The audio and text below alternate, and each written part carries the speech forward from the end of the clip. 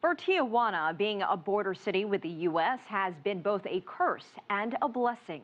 Its proximity to the United States is a reason it's become home base for the violent Tijuana drug cartel, making it a dangerous location for years. But that closeness to America is also helping change its image into a modern industrial boomtown. A staggering 600 companies from the United States and overseas have set up shop in Tijuana. And as correspondent Mike Kirsch reports, these high-quality manufacturers are mass-producing everything from aerospace parts to flat-screen TVs.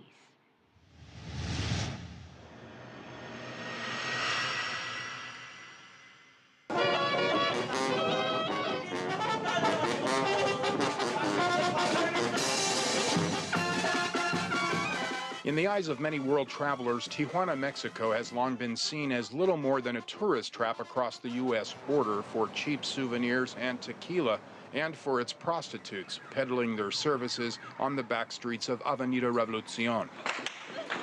Its negative image cemented further by memories of violent battles in the streets between drug gangs and police in the not-so-distant past. Particularly this shootout back in 2008 that saw kindergarten children caught in the crossfire, having to be rescued from harm's way by authorities.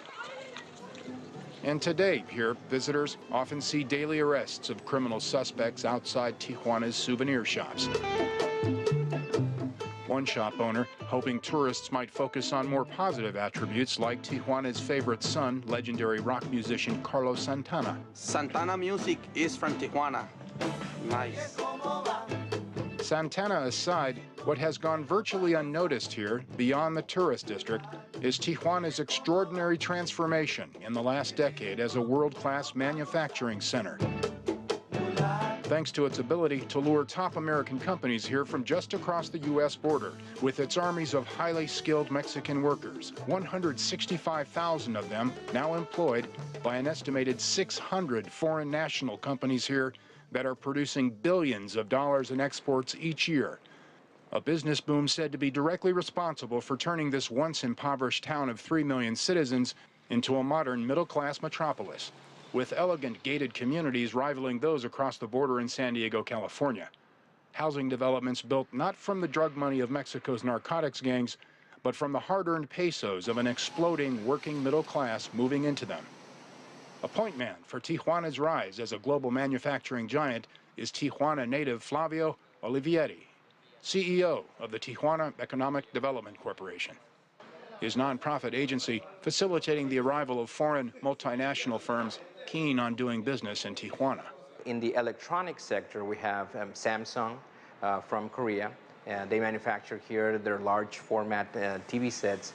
And not just a handful of them, but 17 million Samsung flat-screen TVs with their Made in Mexico stamp are exported each year from Tijuana to retailers across the border in San Diego and across the United States and to the European continent. As well, Japanese electronics giant Sony has made Tijuana a major manufacturing base for its flat-screen TVs.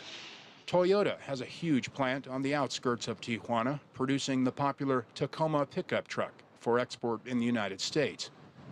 U.S. aerospace giant Honeywell employs nearly 15,000 local workers manufacturing aerial defense systems for the U.S. military.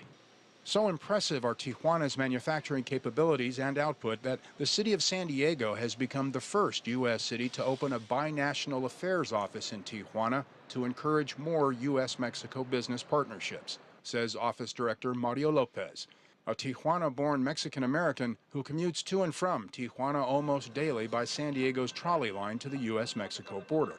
We think this as a mega region, the only way to really thrive is about, instead of competing and looking at each other as different terms, is actually in creating synergy between what's happening in one city and the other. That's the only way in the long term that we're going to be able to compete with other places in the world. Though being able to compete, say human rights groups, should not come at the expense of the Mexicans doing the work here, who they claim have historically been among the most exploited in the world. While industrial parks like these across Tijuana have created thousands of jobs, there remains a contentious issue with many workers: low wages. The minimum wage in Mexico, for example, is almost 5 times lower than the $7.25 an hour workers earn in the United States. Admittedly a controversial issue. The hour wage is about $1.50, stuff like that. Now, some people might say that's not a lot of money. Well, it's not a lot of money compared to the U.S., of course. It is more than other parts of the world and other parts of Mexico.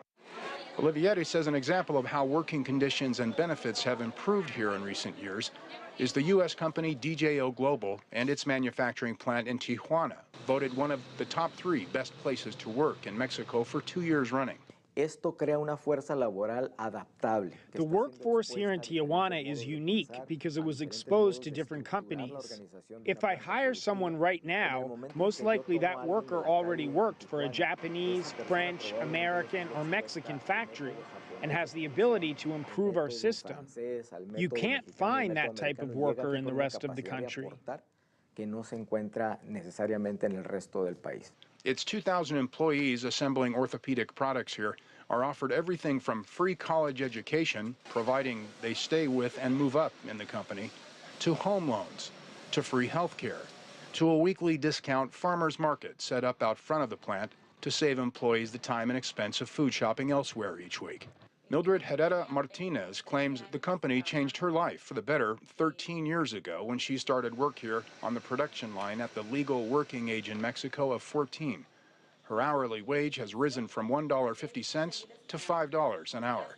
Tengo mi casa, tengo mi carro. I have my house and a car, loans for those. I'm able to afford the daily expenses on the salary they pay me, and I'm inspired to earn more as I raise my child. Tijuana's business leaders say the city's manufacturing boom is slowly sending a message to its American neighbors to the north that Mexicans, when given the opportunity, are capable of and happy to find jobs in their own country, rather than crossing the border illegally for employment in the United States. You know, the perception of Mexico has been very negative, and it's been played very strongly by the media in downplaying the capabilities and the opportunity with Mexico. As for the issue of crime and security in Tijuana, Olivieri says drug war violence today is almost non-existent around the city. And while everyday crime still exists here, he says, it's no more than in any other major city around the world. Tijuana's future, he says, is brighter than it's ever been, thanks to a more highly trained workforce capable of higher standard production methods that are meeting the demands of more and more U.S. companies opening manufacturing plants here. That has Mexicans these days feeling quite proud. I mean, I'm a Mexican. I grew up here in Tijuana, and I'm considered a binational, a bicultural professional. And there's many, many people like myself that we have this bicultural professional development. And you speak a little English, too. And I speak some English.